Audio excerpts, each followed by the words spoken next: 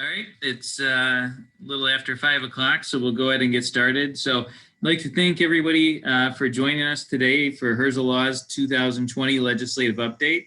I'm Kevin Herzl, so I'm going to be going through the various topics today. Probably what's going to work best is if everybody during the presentation can keep their cameras off and keep their microphones muted. And then what I'm going to do is open it up. And at the end, if you want to have a question or discussion on any of the different bills that we talk about or the implications of those, we'll go ahead and do that at the end and save some time for questions. So I'll go ahead and hop right into it here. What we're going to cover, there's going to be two areas is going to be the state legislation as well as federal legislation. And so in our role this year, I've retired as my role as the chair of the Legislative Action Committee, and Matt Heron from my office is graciously taking that over. On the federal side of things, I get a lot of updates as a member of the Government Affairs and Public Policy Committee for CAI. So one of the big things that we do is trying to keep in tune as what's going on a state level. On a national level, obviously this year has been an extraordinary year in the sense that a lot of the legislation has focused on COVID-19. So it's been, somewhat unusual year in that respect. I'm going to talk about the latest orders from the health department on those, as well as bills that have been passed. And also we're going to talk about some federal legislation and things that are going on in Washington, some of which are related to COVID that may also have an impact on your community associations. So we're going to start with what's going on the local level at state first, and then move to federal. So we're going to start with a scenario here that relates to COVID-19, and we have the Fraudulent Farms Condominium Association. They are a 30-unit condominium in Michigan. The condominium bylaws require the annual meeting to be held on December 1st each year. The co-owners are concerned about fraud in the online voting process. The board votes to hold an in-person meeting on December 1st, 2020. Can the association hold an in-person meeting, based on these scenarios? Well, if anybody's been taking a look at the news lately, the answer to that is going to be no. So, we've done a lot of prior seminars on the emergency orders that were entered by Governor Whitmer, which the Michigan Supreme Court has ruled unconstitutional. So now we're in a little bit different of a landscape. We had tons of emergency orders that were coming out on a daily basis. The health department has issued a lot less orders, but we have gone into a period, at least until December 8th, where there's going to be a lot of limited contact. And so what the current order from the Michigan Department of Health and Human Services says, and this is in effect from November 18th, 2020 to December 8th, 2020, is that for indoor gatherings, for a residential gathering, you can have no more than 10 people from 2 households. So in that scenario, you would have way more than 2 households together to have an in-person meeting. So that would not be allowed. For non-residential gatherings, it's just not allowed. Unfortunately, the orders don't clarify whether a condominium association meeting that you would hold in the clubhouse or some other type of venue would constitute a residential meeting if it's in a residential setting there. My opinion is that when they refer to residential here, what they're really talking about is in somebody's house. So I do not think that you would be safe, at least until December 8th, to go ahead and have that in-person meeting in the clubhouse unless you had an extremely small condominium. It's getting a little bit too cold to have outdoor meetings.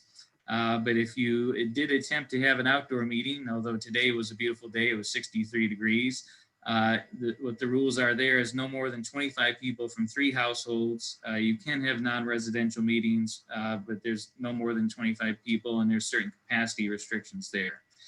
So for all intents and purposes, till we get to December 8th, really the only way that you would be able to successfully conduct a board meeting or an association meeting is going to be virtually. And in order to do that online based on this order, depending on what happens after December 8th, I would seriously consider trying to make sure that your association has the capability to do that. COVID's been here pretty much, for the entirety of 2020. We do have some positive news on the vaccine front, which is great. But cases are spiking. It sounds like we're going to be in for a long winter, and you can't really go for more than 15 months without having an association meeting. So if you haven't learned how to do it virtually, I think that's the safest thing to do. But certainly, based on the latest orders from the Department of Health and Human Services, that's going to be something that is going to be a requirement as opposed to optional. So that's kind of the latest is what's going on with the health orders. One of the other big things that they had to deal with in Lansing this year that we were looking for guidance on is liability protection. So I'm going to give you another scenario that when COVID came out, everybody is very concerned about what kind of association do directors and officers, associations, what's their exposure on this going to look like?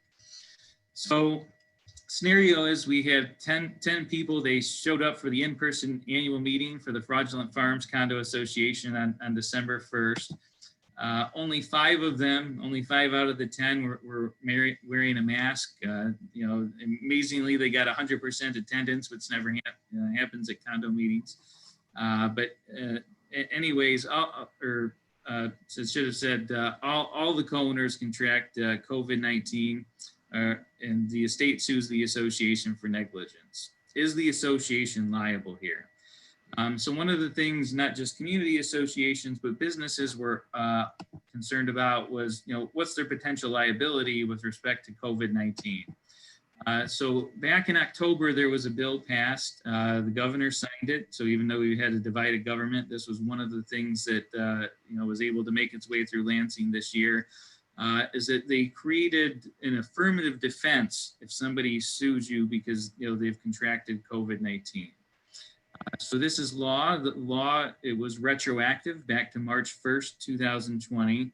But in order for you to be exonerated from liability or to assert this affirmative defense successfully, you have to show that you're in compliance with federal, state, and local statutes in order to have this immunity defense.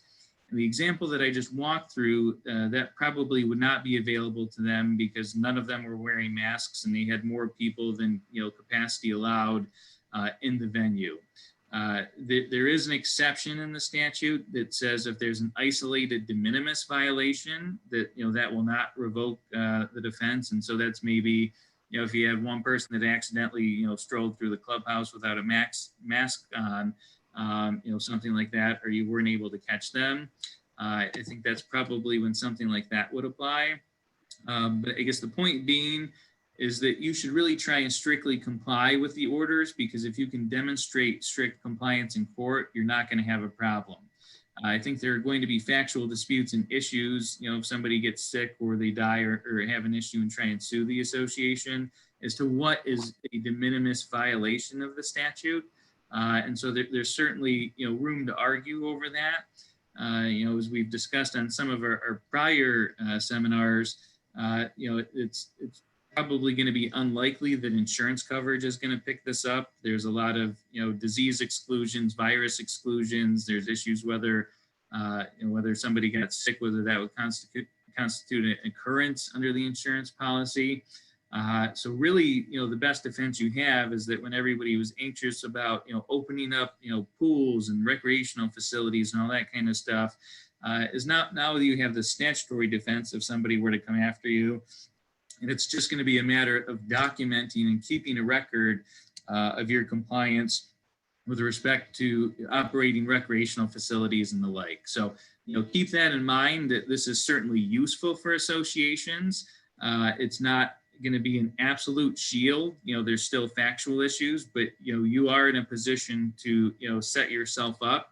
Certainly if you have any questions about what the current state of the law requires, reach out, get an opinion from an attorney, and they should be able to tell you what processes that you should be implementing in order to avail yourself of this particular defense.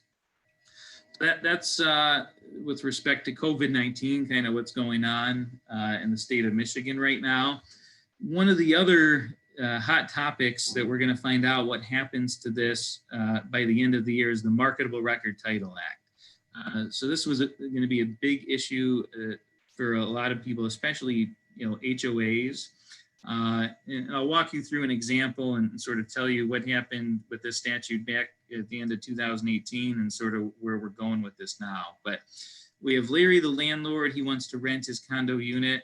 Larry's deed indicates that it is subject to the master deed, which is recorded in the Register of Deeds and does not prohibit rentals. So bought a unit, original master deed says it's okay to engage in rentals. First amendment to the master deed was recorded in the Register of Deeds after Larry purchased. Okay, so Larry's deed is going to specifically identify the original master deed because that's required under the Condominium Act. It's probably not going to specifically identify the First Amendment. Larry claims that he is not subject to any of the amendments to the master deed as they are not in his chain of title. So basically what he says is that my deed doesn't specifically refer to any of these future amendments at a future date. So Larry, he goes and records a notice in the Register of Deeds that says that he can rent. He's not subject to these amendments and these rental restrictions. Is that effective? So amongst practitioners, what happened back in 2018, there was an amendment to the Marketable Record Title Act. And typically in order to bring something within the chain of title, it was okay to put something in your deed that says it's just subject to all restrictions of record, and that sufficed. What happened in 2018 is they said that if you don't identify the specific LIBOR and page number where a document is recorded in the Register of Deeds, and that's not within your unbroken chain of title within the last 40 years, then that covenant is no longer enforceable. So Larry, probably is not going to be successful in his endeavor immediately. And the reason being, if the 40 years, is a long time to elapse, but if nobody ever did anything about that, there would be an argument under the statute that he would not have to comply or be subject to those covenants. The scary part of that is he could go and do that without the association or anybody knowing, and the burden really kind of shifted, from the title companies over to the associations to have to check to see if anybody's recorded something like this. This was a bill that was brought upon by the title insurance industry, and it was, I think, to some extent intended to get rid of really old restrictions. Apparently there was a couple issues in Detroit with restrictions that were 100 years old and people couldn't use the property for commercial development. But in my opinion, they kind of threw the baby out with the bathwater and unintentionally may have swept some of these issues in. It's unclear. There's certainly arguments that condominiums would not be subject to this because they're subject to the Condominium Act. But what happened in Lansing this year is that there was an HB 5260, and that would have exempted condominiums from compliance with this act and expressly indicated that in the statute. The bill would not have included HOAs. There was a lot of back and forth about that. Whereas it presently sits is that the real property law section of the state bar has introduced a revised bill that would really clean this up, and it'd be much better for condos and HOAs. There's, I think, less than 10 session days left until the entire year, which I think a lot of it's going to be COVID focused. So from what I'm hearing, this bill probably isn't going to get through the HB 5260. The issue becomes is that there was a savings clause in the 2018 version of the bill, and that basically said that since we have changed the law, we are going to give you 3 years. If your restrictions would expire, we're going to give you 3 years to go record something in the Register of Deeds, which would renew those restrictions for another 40 years, and every 40 years thereafter, you'd have to do that. So the reason everybody was getting kind of antsy this year is that 3-year time period would have expired, or it is currently set to expire under the 2018 version of the statute on March 29th, 2021. And so certainly, I know in North Carolina, there's been an issue, and a judge has used this to wipe out an entire set of restrictions for a community, which would be extremely problematic for community associations. The bill that I do think is going to get through by the end of the year to keep an eye on is this House Bill 5611. And since there's still some back and forth trying to work out the language of what House Bill 5260 is going to look like, and whether condos and HOAs are going to be completely exempted from this whole statutory scheme altogether. What this would do is bump that date back to March 29th, 2024. So if you recorded something before March 29th, 2024, you would, to renew the restrictions, you would still be safe. So what I've been told is there's a pretty good chance that this particular bill will pass by the end of the year. If this bill does not pass by the end of the year, certainly you're going to want to, take some action to make sure that you have something recorded in the Register of Deeds by March 29th, 2021, that basically preserves the existing restrictions and says that they're going to continue on. There's, statutory notices that we've been recording for our associations for this. It's debatable whether this would apply to condominiums, but we're kind of doing it for them as a belt and suspenders. The reason being is that the Condominium Act, it requires you to indicate the LIBOR and page number in the deed. The issue then becomes if the LIBOR and page number for a subsequent amendment is not in there, or if somebody accidentally messes that number up and it's not the right number, what that would look like and would that cause a potential issue. So keep this in mind, because this one actually could have a pretty big impact on community associations moving forward, and fingers crossed that we will get HB 5611 passed by the end of the year and get that taken care of, so we don't have to run up against the March 29th, 2021 deadline. But if this does not pass, you're definitely going to want to make sure you get something recorded at the beginning of next year. So these ones, keep an eye on them for sure. So emotional support animals, this is something that we've been dealing with here in Michigan and has been kind of a hot topic nationally as well. So in this example, we have Fraudulent Farms Condo Association. They have a no pets policy. They have Danny the dog lover. He goes on the internet, pays $50 to get a letter from a therapist in Alaska, indicating that he suffers from depression and needs an emotional support dog. Mm-hmm. It's a letter to the association without any additional supporting documentation. Danny's request for a dog is denied. Danny sues the association. Who wins? So in this particular circumstance, there's been a rise in the request for emotional support animals to get around restrictions, in the condominium bylaws or the declaration.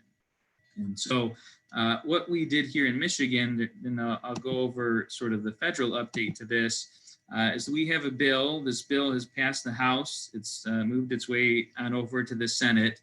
Originally, it was a little bit of a struggle because it just applied to apartments. However, we were able to convince the legislature that community associations struggle with these same issues too. So they, through the amendment process in the House, amended it to include homeowners associations, condominium associations, really any kind of community associations would be subject to the protections of these bills too. Really what the purpose of this bill is to criminalize fake or fraudulent emotional support requests. And what it says, and this is in line, at least this portion of it is, with federal HUD guidance on the same issue under the Fair Housing Act, that unless a disability is readily apparent, an HOA may require release of information from a medical provider. So what that means is that if you can see that somebody's in a wheelchair, you then can't go ask them for additional information. However, with emotional support animals, a lot of the issues or the disabilities that you're going to run across there, they're not readily apparent. You wouldn't be able to see them by looking at the person. What this bill basically clarifies is that you can say that I can request information from your medical provider. It's not necessarily going to be every single medical record that's out there. It has to be enough to establish that there is going to be a disability and that there's going to be a disability-related need for the emotional support animal. One of the other issues that we experienced in this realm is that people would go on, and whether it was in Tahiti or Alaska or wherever, the news did a segment on this, and a lot of the members of the legislature tried to do this too. I mean, you could just pick up the phone, they'd talk to somebody, for 2 minutes, and then they would write them a letter for $50 or $100 and say that they are in need of an emotional support animal. So they made sure that the healthcare provider, they have to be licensed.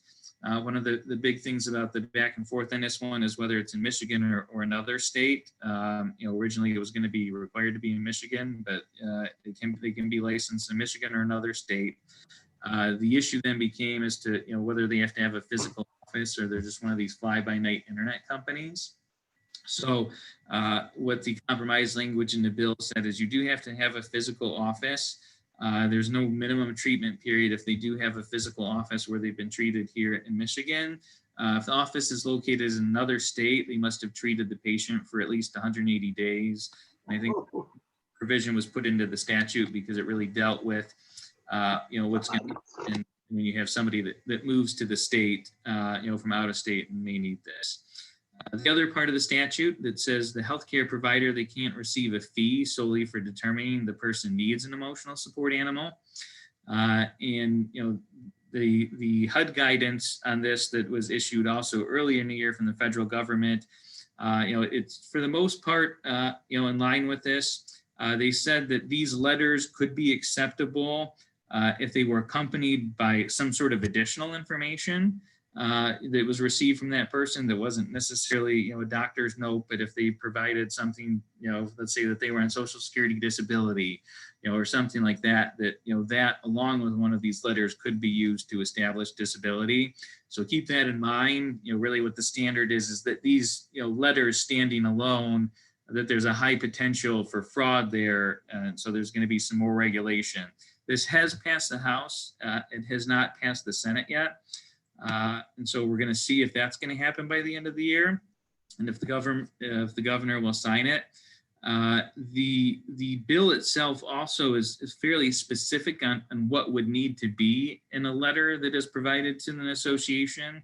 One of the biggest things that associations struggle with, is the letter sufficient from the doctor? And so what this would indicate is that it would have to have the dates and locations of treatment. Would have to identify that the person is disabled and exactly what their disabling effects or their conditions or illness are as to why they would need this accommodation. They would need to specify what the relationship between the disability and the need for the emotional support animal is. It's not that I'm disabled, I get along.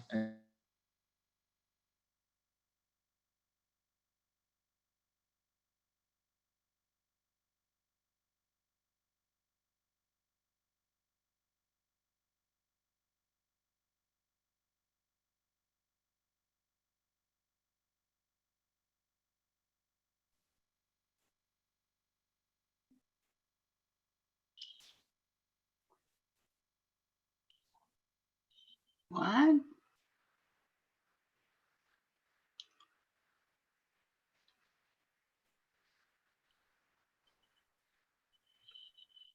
We lost Kevin. I did too. Yes, we did. Yeah, I think somehow he got out of the meeting. Did he get booted? I'm not sure what happened.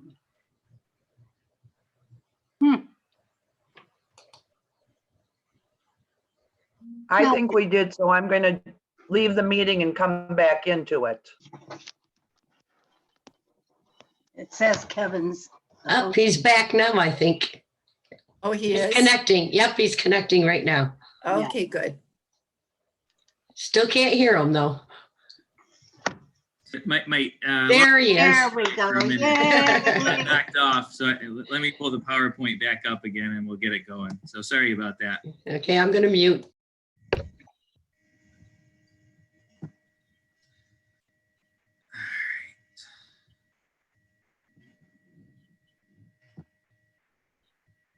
All right, so where we were at is we were talking about the emotional support letter requirements here. And so I think where I got cut off, we were talking about establishing the need from the disability in the ESA. And essentially what that means is just because you're disabled doesn't mean that you get whatever you want. The disability has to be related, basically the emotional support animal has to ameliorate the effects of the disability. And so that needs to be evident from the letter that's provided. The manner in which the ESA provides a disabled person the same opportunity to enjoy the dwelling as a non-disabled person. So that's something that's going to be covered, under the Fair Housing Act. There would be a requirement there. And then finally, the healthcare provider did not receive a fee solely for determining the needs for the ESA. That also has to be certified by the physician or the medical professional that's providing the letter. The thing to keep in mind here is that, these are going to be the state standards under state law. In theory, HUD gets to set its own guidance based on federal law under the Fair Housing Act. And so obviously, back in February, they issued new guidance that's pretty similar to this. It's not quite as detailed. So it's going to be something to keep an eye on, for the next year. One, whether this bill passes by the end of the year and these become the requirements based, in Michigan. And number two, that since we're going to have, I guess, a change, Ben Carson will no longer be running HUD next year.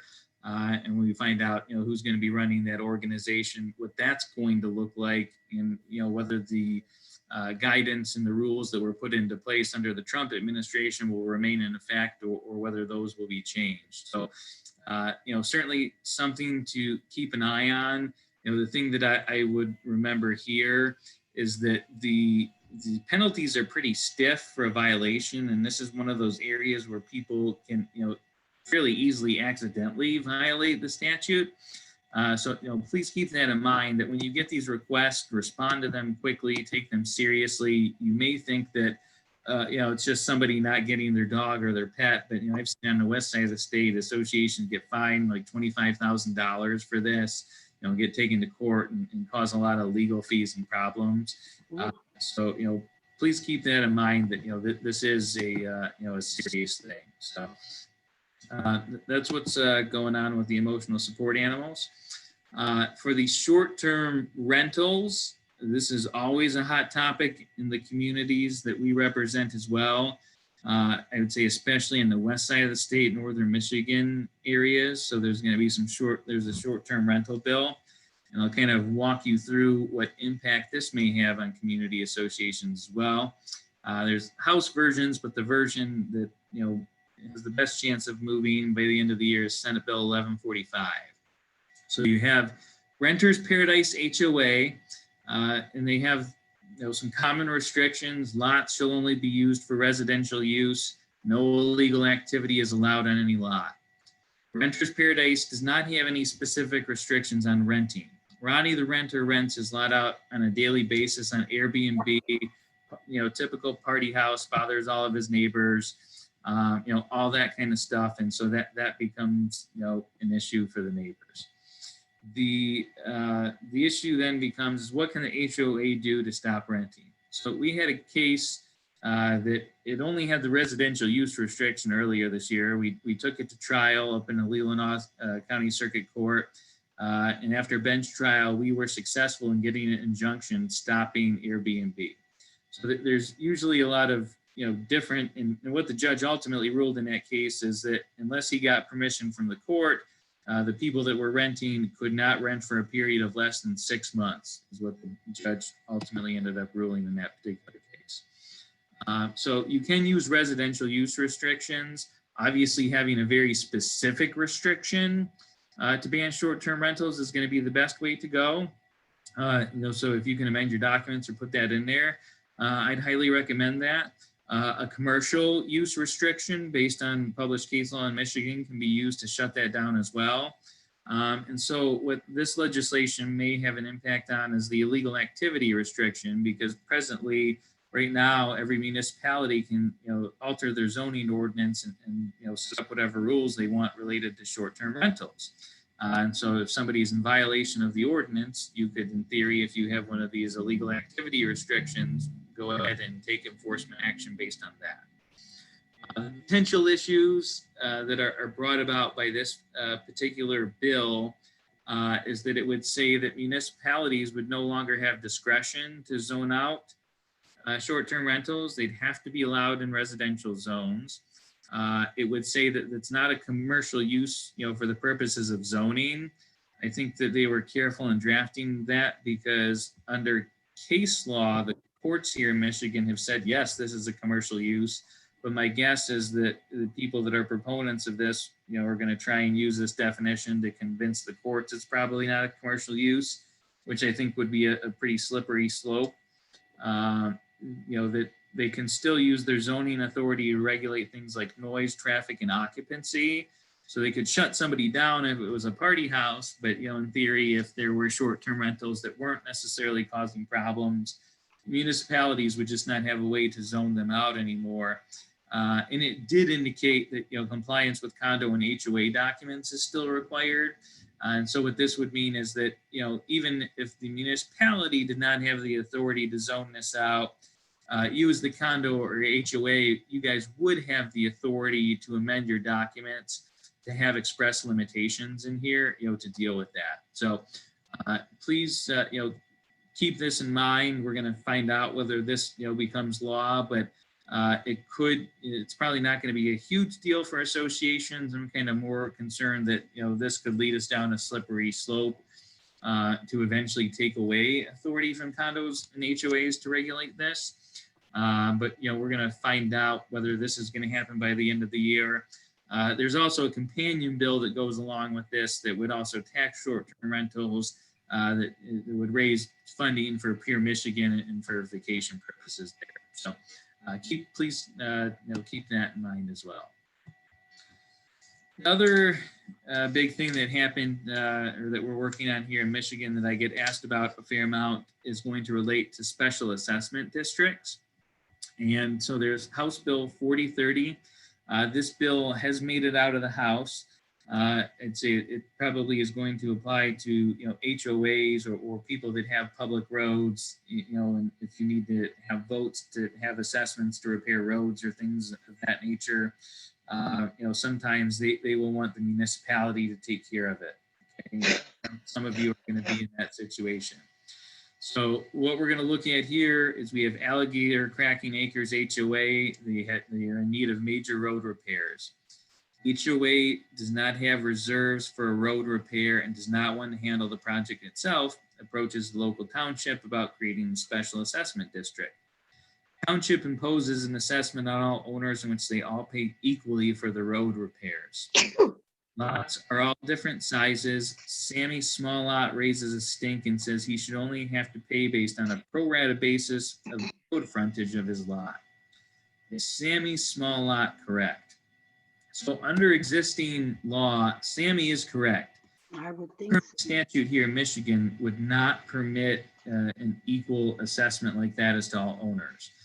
What the statute presently says is that you have to assess this based on road frontage. So the statute, I guess the bill has gone through a couple amendments. And in essence, originally it said that the HOA and the municipality or the owners in the municipality could come up with any kind of equitable way that they wanted to do this or allocate it. That got changed, through the House, making its way through the House. And now it would say that it could be equal. So you couldn't come up with necessarily another way to do that. And so that I think would be helpful. It would add a little bit more flexibility to some of these here in order to get road projects and things like that done. Keep in mind that the people that are subject to the special assessment district, under that statute, they would still need to vote, to create that special assessment district. This just gives a little bit more flexibility as to how those assessments would be assessed. Because everybody, if the frontage of your road does not necessarily equate to how much you would use the road in front of your house. So just because you have a smaller lot doesn't necessarily mean that you would use the road any less or more than a neighbor that had a larger lot. So I think that, this was brought about because there were some HOAs that had concerns over those particular issues. So the last thing that we're going to talk about here in Michigan that's becoming kind of more of a hot topic around the country is solar panels. So this is going to deal with Senate Bill 1101. So we have here Blackout Farms is a site condominium, and they have the following restriction. No solar panels should be installed without written approval from the board of directors. Board of Directors decides it does not want solar panels and disapproves Solar Sam's request to install solar panels on his roof. Solar Sam claims the denial is a violation of state and federal law. Is Solar Sam correct? So there are a handful of states out there that do have solar access laws. They do have laws that prohibit community associations from restricting solar panels. Michigan is not one of them. This is not an issue that's presently regulated by federal law either. What this bill would say is that you can't have an outright ban on solar panels. It's very vague. It doesn't have any specificity as to what you can restrict, what kind of guidelines, aesthetic guidelines you could put into place, safety guidelines, what kind of process you could require people to go through.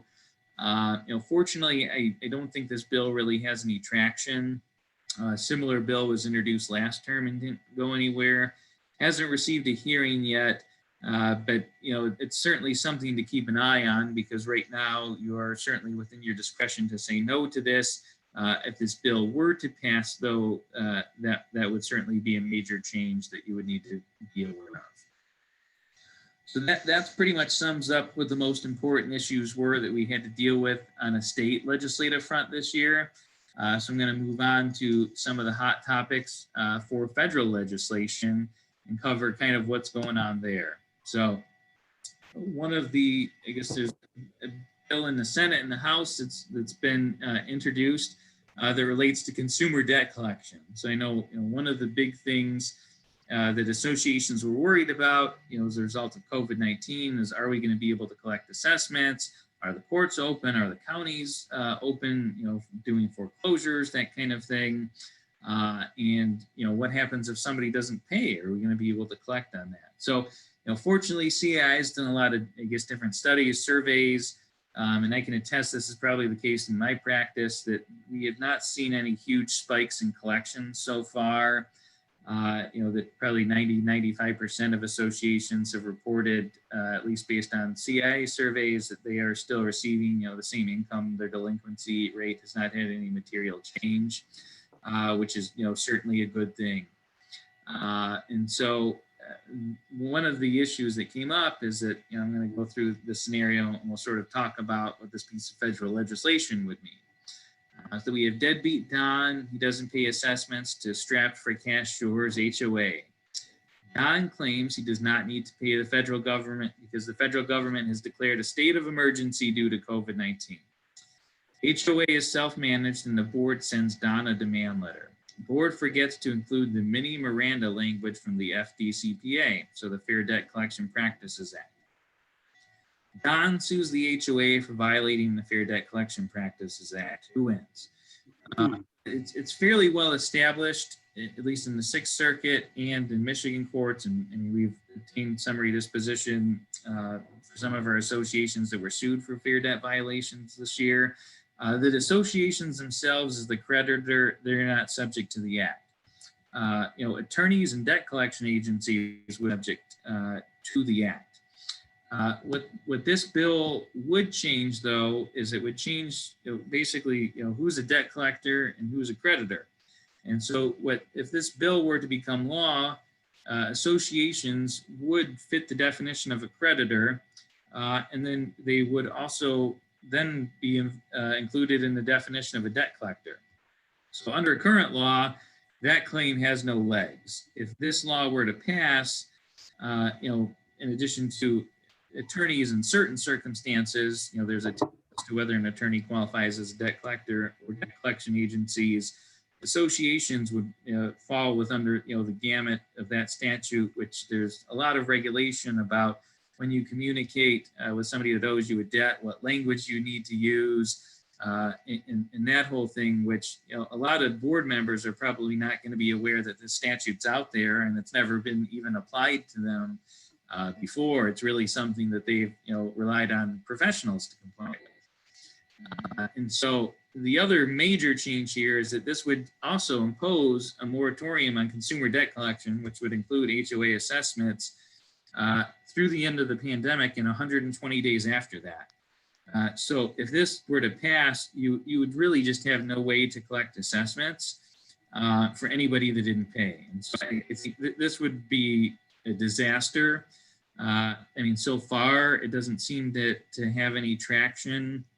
With and my guess is that if the Republicans hang on to the Senate and that holds out to be true, that this bill would not get passed.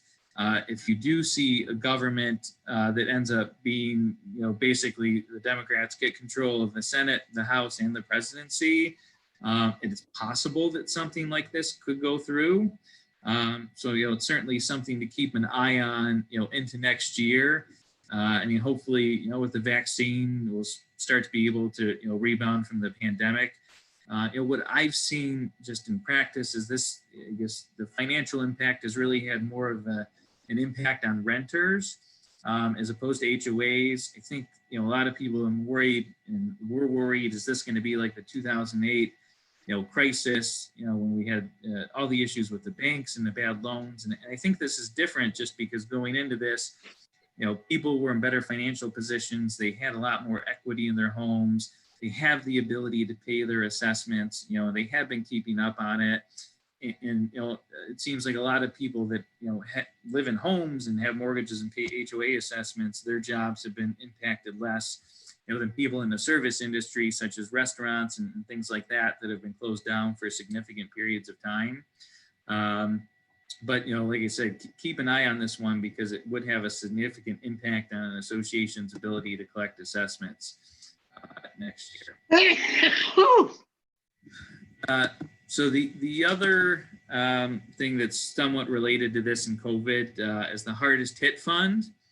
And so, Michigan, we receive federal TARP funds. So there's, we have hardest hit fund money. And I'm going to kind of go through what that looks like. My guess is if it's not out now, it's pretty close to running out, just because there was limited funds that went to the federal government. That was through the TARP funds, and they would fund these programs for people that had issue paying their mortgages, paying property taxes, and they even included condominium assessments in there.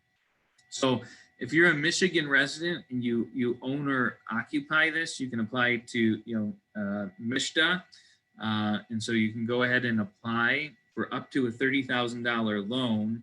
That loan is forgivable, as long as you stay in the house for a certain period of time, as well. And so, if you can't pay your condominium assessments, or you have somebody that's in this spot, they may want to consider applying for this. There's forms that the association needs to get filled out so they can accept funds. It's not anything that's terribly difficult to do, but some associations, we've helped them out with that. They have to have a qualifying hardship event, which basically means a loss of job, medical event, something like that. They have to demonstrate that they have less than $10,000 in reserves in their bank account. That $10,000 does not include retirement funds, though. They have to maintain their housing payment moving forward, and no financial felonies within the last 10 years to qualify from those funds from the state. State doesn't have any more funds to contribute to that. This hardest hit fund is going to be funded or not funded by the federal government. There's been talk about it in the last round of stimulus. If we get another stimulus, hopefully this program will be refunded in Michigan. I think there's 15 or 20 states going into this year that still had some money left over this. Some of the programs had already run out of money. So hopefully this program will become available again, because it could be a good resource if you have somebody in your association who's in a tough spot, that they may be able to apply and get some assistance and help, and still allow you to collect that money and keep your association moving forward. So we had ham radio has been an issue. It seems like every term for the last 5 or 6 years, ham radio users have a very strong lobby, and they always seem to get some sort of bill introduced. So the scenario we have here is we have Harold Ham lives in Wireless Farms condominium, a site condominium. The condo bylaws ban ham radio antennas on the exterior of a home or anywhere within a unit. Harold installs a ham radio antenna on top of his roof without the association's permission. Association sues Harold. Of course, Harold says Now, this is a violation of the FCC rules. I get to have my antenna, I get to have my satellite. You know, you can't ban this. Who wins?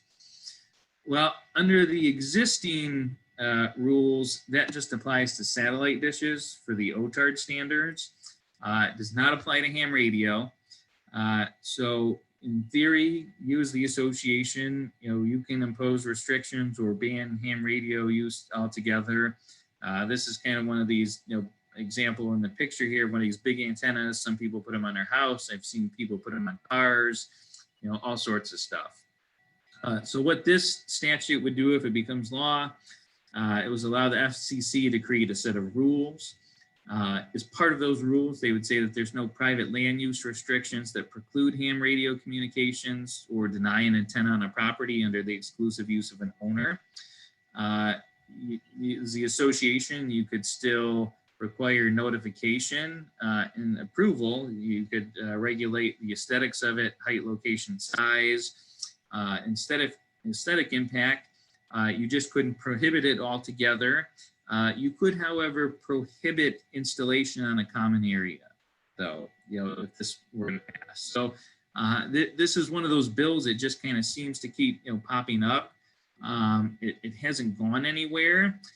Interestingly, though, they keep trying to like somehow shove this into the coronavirus relief package. And so I guess it could possibly get through that way if it was, you know, lumped in with a different set of bills. It's kind of like a pork or special interest, you know, type of deal. But, you know, something certainly to keep an eye on. So we have disaster equity assistance, which this one I think was going to be kind of pertinent, especially this year, you know, especially to some of the folks that lived in Midland. You know, we just had these, you know, huge winds, you know, that we experienced over last weekend. With the situation that we have here, so we have Floodgate Farms. It's a site condominium in Midland, Michigan. A dam breaks and debris is left all over the common elements, and FEMA declares a disaster. So Floodgate Farms is operating on a shoestring budget, and the cleanup for the general common element road is not covered by insurance. Floodgate Farms applies for FEMA emergency funds and is rejected, okay? So the issue that we're dealing with here is a community association entitled to FEMA disaster relief. So as it's presently set up now, if you live in a single family home, you're not part of a community association where there's no common elements or no common areas, you are eligible and you can apply and you can get these FEMA disaster relief funds, okay? If you are part of a community association, the answer to that is no. And so whether that's, you know, you have common element walls, flooding in your basement, you know, if you're an attached style condominium, cleaning up, you know, debris off of the roads in the example that I gave, that, you know, after those dams broke, you know, and wreaked havoc, you know, up there. Community associations are just currently not eligible to receive these funds, you know, when a individual homeowner would be eligible to receive, you know, funds for these kinds of things. So, you know, kind of the moral, I guess, the issue here is that homeowners and community associations, they pay the same taxes as owners in non-deed restricted communities. They just don't get the same benefits under the statute. And so this bill would make community associations eligible. And so hopefully this is something, you know, that we see pass as well, because it would have a, you know, a significant impact if your community went through a disaster.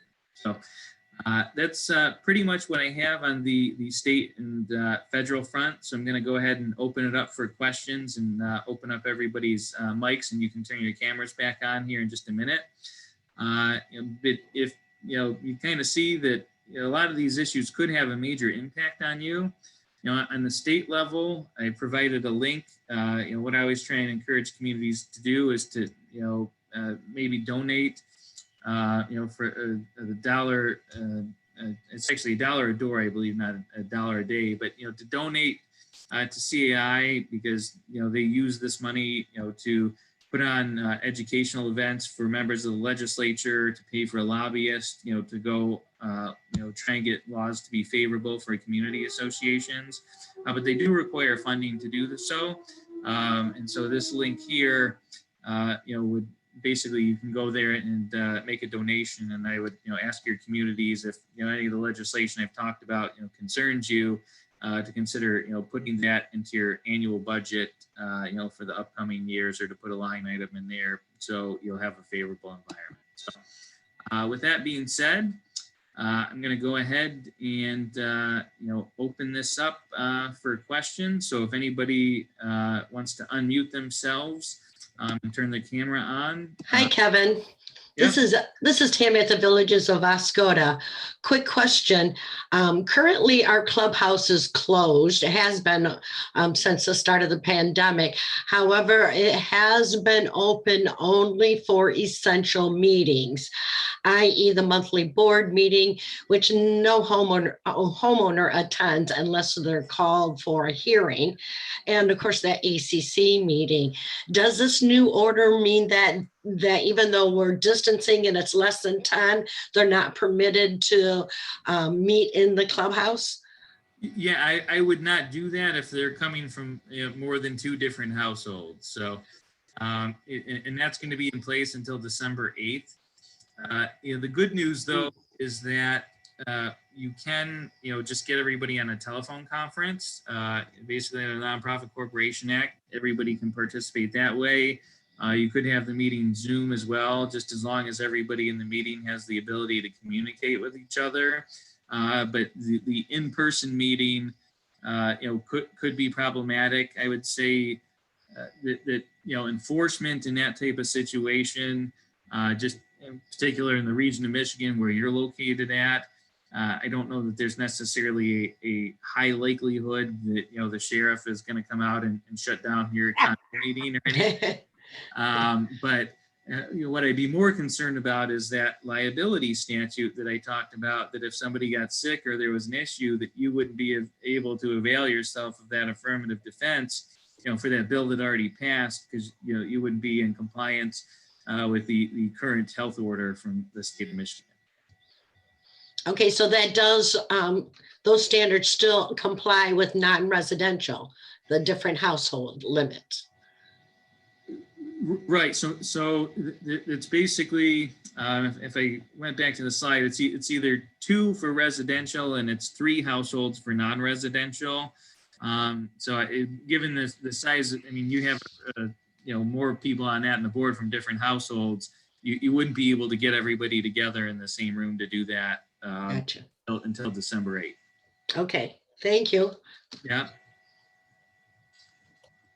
See, we have any other questions?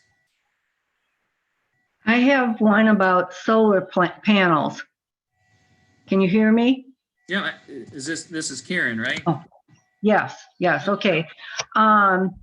We have a condo where the co-owner's father lives there, and he wanted to put in solar panels, and the board approved it. However, we did not want it on the front of the garage, but rather on the roof on the back of the condo for aesthetic reasons. Is there any problem with us doing that? Not any problem at all. I mean, as long as your documents require, a modification agreement, and you guys have the architectural authority to do that, which I think is likely going to be the case, there's no problem with that at all. And I mean, frankly, that's one of the things I don't really like about this bill is it just says there can't be an outright ban, but would a court construe an outright ban by saying, no, you can't put it here, but you can put it here? Probably not. But I mean, if that bill were to move forward, it would really need to be clarified. I mean, you can tell by the ham radio bill that we took a look at, and the intent, that was very specific about what the association could still regulate. And that's true with a lot of the solar access laws from around the country as well. So in that circumstance, I mean, I have had a fair amount of people push back and say you can't ban solar panels. They may be getting information from other states, but that's not the case in Michigan. Okay. We felt the angle that his condo is on, the company he wants to have install it said you put it on the south side of the condo where you get the most sun. But we felt that with the angle of his condo, that wasn't an issue. Now, we do have some condos in here where they would have, where they're located, you would have to have the panels in the front. We just don't want that for aesthetic reasons. And I think you're within your rights to go ahead and do that. I mean, if this bill passed, I think it's still an open question as to how much you'd be able to regulate that. I mean, I'd probably still argue that you have the ability to go ahead and alter that or set restrictions on it. It's not an unlimited right to put a solar panel wherever you want, but I think the way that you've handled it is appropriate. Okay. I have a question, please. Sure. You mentioned having a virtual meeting for your annual meeting. Our annual meeting was supposed to have been October 31st. We didn't have it because of CB. How long? You mentioned something about 15 months. So we can wait another 3 months before we must have a meeting. Is that correct? Yes. So the way that the Nonprofit Act is structured is that if you have not had a meeting in the last 15 months, a co-owner can sue you, and it provides the court with discretion to order, the meeting or the meeting to take place. And so as long as you're within the 15-month period, you're not going to be able to have somebody successfully sue you. If you outside of the 15-month period, at that point, the judge could order the meeting. I mean, you could say, if it's a community where you don't have a lot of tech savvy people, I suppose you could, really try and make an argument that we can't do this online. I personally attended a fair amount of online meetings. A lot of communities have been able to pull it off. Right. And so, we did have one judge I'm aware of where there needed to be a vote and some pending litigation, and they did order the meeting to take place online. Okay. So, and that was for a turnover from developer to co-owner control. So, if you're in the 15 months, you're safe.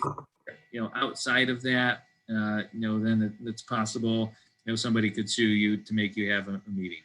Okay. And then I know of 5 people in our community that don't have access to the internet. So how would you include them if you're doing it? Probably what I would do is have them call into the meeting. So whether it's Zoom or whatever kind of Right. you're having, you can have people just dial in on the phone, and I'd probably give them a link and the ability to do that. Oh, I didn't know you could dial in by phone. Yep. So a lot of these platforms, you can have video, or you have the option of participating on your computer microphone, or they will give you a phone number and PIN that you can dial in. Right. Oh. Okay, because I've been just using Zoom, and so with the computer, I didn't realize you could do it by phone. Perfect. Thank you. Hey, you're welcome. Kevin, following up on that question, what have you seen in the way of preserving a secret ballot in the context of a Zoom or a telephone meeting? Is there any solution to that? Yeah. So one thing, that you should be aware of is all the voting, it has to take place before the end of the meeting. Okay. Most documents will allow ballots to be collected in advance of the meeting. So I've seen a lot of people collect those and count as many in advance as they could and return those. And a lot of documents will allow that. What I've seen is the easiest and most successful way is that there's a lot of these third-party companies that will do an online voting process, during the meeting. Otherwise, what you're going to need to have is somebody do, and this potentially risks it, becoming public, but sending a private message or going to a breakout room and letting the election inspectors, know what the vote is. Another possible way is through, the polling feature. I've seen that done, as well. So there's multiple ways to do it. The only times I've seen it sort of get a little bit hairy is when people did not plan it out in advance. And I'd probably recommend that you get the candidates, use the board set rules, get the candidates in advance and have a ballot and have this all set up. Because if you're, taking nominations from the floor and trying to organize this on the fly, or count voice votes and stuff like it really gets kind of messy. So, typically what I say if you're going to do this is do a test run of this first to work out the kinks that way. So you don't end up like me and your computer goes out in the middle of the presentation, or something along those lines. Thanks. One more question Dennis just brought up, and I'm sorry to interrupt, but can you send out a ballot before the meeting and then count the votes after the meeting or during the meeting? So you can't count it after the meeting, but typically speaking, the documents will say that you can send in a ballot. The ballot will count for the purposes of establishing quorum in the vote. And so you could send, the ballot in and have that before the meeting, or you can, count it during the meeting. And so it depends on your documents, but generally speaking, that's acceptable and that's fine. And I've seen a lot of associations do that. So you can count during the meeting, and one of the board members will do the counting then? Yes, I mean, where I've seen people basically say is they get on, they don't know how to do it, and then they just say, well, just email your votes after the meeting to this person. No, can't. That wouldn't work because the voting has to be closed. The way it works under the Nonprofit Act is somebody either needs to make a motion, to close the voting at a certain point at the meeting, and when that motion passes, the voting is cut off. Right. Most associations never make that motion. So what that means is that everything, the vote cut off then becomes the end of the meeting. Okay. So, you can't, I guess it's similar to election day, in Pennsylvania or some of these other states, like you have to have it all in by the end. You can't count it afterwards. The reason I'm asking these questions is we're trying to put in an assessment. And of course, it would be much easier to do this in front of people and explain why we need the assessment. Yeah, I mean, the other thing to keep in mind is that, a lot of documents will say the only thing you really have to vote on in the context of a meeting is the election of directors. Or something like that, or amending documents. Oftentimes, you can do what they call an action without meeting, which you just send out ballots and collect those back in a certain period of time, usually 30, 60, 90 days, whatever kind of window you want to set. So for doing an assessment, something like that, if you write a letter kind of explaining it, and sending it out, that may be another option as well, assuming that your governing documents permit voting then. Okay. So we could do that separate without it being part of the actual annual meeting. Correct. Okay, thank you, Kevin. Kevin, Bob Cook with Park Ridge Condos. Can you hear me? Yeah, hey, Bob. Good to see you. Good to hear you too. Yeah, you too. Just a question on the Zoom, using Zoom. Let's say for a hearing for implementation of the fine policy. Obviously, we can't gather because of COVID, but if we had an issue come up where we had to implement the fine policy and the first step is to have a hearing, would Zoom qualify? Would it be the right thing to do? Can we do Zoom instead of an in-person meeting to get that started? Yeah, so Bob brings up a pretty good point. And this is one area that I see a lot of associations, they may not do it exactly right, is that they'll just send out a fine and they won't have a hearing for the owner. Under the Condominium Act, it says you have to have a hearing before there's actually a fine. It doesn't say that the owner, has to show up to the hearing. If they choose not to come and you've invited them, you can still go ahead and vote to fine them. Sometimes they'll show up and contest it. But that would be an acceptable way, of transacting business, as long as everybody has the ability to communicate and participate in the meeting. and there's two-way communication. So it's not something you could do like via email, but whether it's Zoom, Skype, GoToMeeting, like any of those platforms would work great for that. Okay, great. Thank you, Kevin. I have one more. You I have can one more do it solely over the telephone too. Okay, all right, that's good. In the future, do you have any upcoming webinars planned for recreational marijuana as it relates to associations? So that marijuana would be part of the bylaw violation seminar that would be coming up next year. Okay, If you want, though, I did a whole big presentation and wrote a very lengthy paper on this for the CI National Law Seminar last year. Okay. And it actually won the best presentation at the CI National Law Seminar. So I have a lot of materials on this, and I could just shoot an email to you so you could have those and review it as to what that would look like. But that was something that came about that we talked about last year. Generally speaking, it's now still illegal under federal law.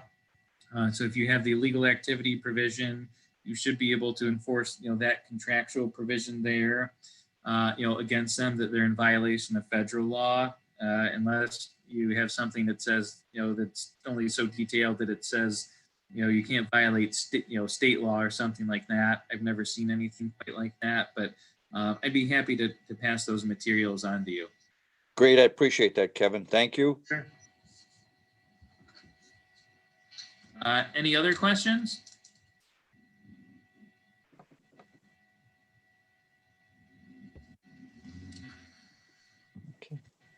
All right. Well, thanks everybody for joining us on the legislative update here.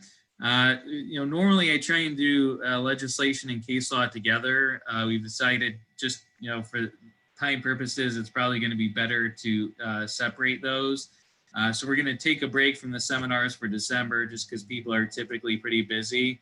But come January, we're going to do the case law update as to what cases came out for the year and how that may impact your documents and what changes that you may need to make as a result of those cases. So I'd like to thank everybody for joining us. I really appreciate it. And if you have any additional questions or concerns, my email and phone number is up here on the screen, and feel free to reach out. So thanks everybody. Thank you, Kevin.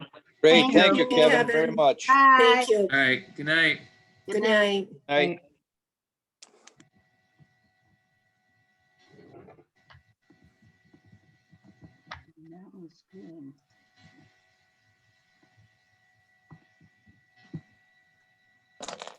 That was good.